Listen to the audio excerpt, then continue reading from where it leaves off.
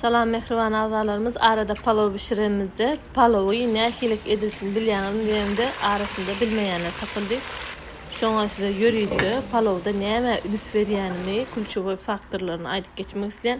Ilk bilen palov gowuranda güýçli garaldyp gowursaňyz palowyňyz meňkal gara bolar. Şonuň üçin kän gowurmajak bolan ak palov isteseňiz.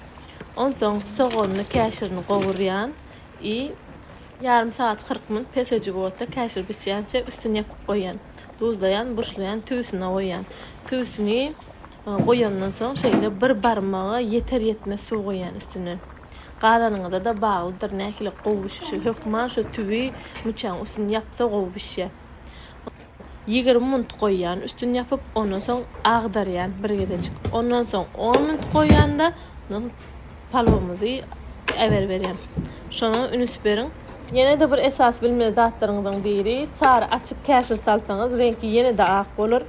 Eger beýlik goý sary käşir salsaňyz birazjyk sarymtyl bolar. Käşir bilen etini deňje salmaly, soğanny bolsa birazjyk az salmaly. Şonda tagamy süýji bolar. İşte açyk bolsun.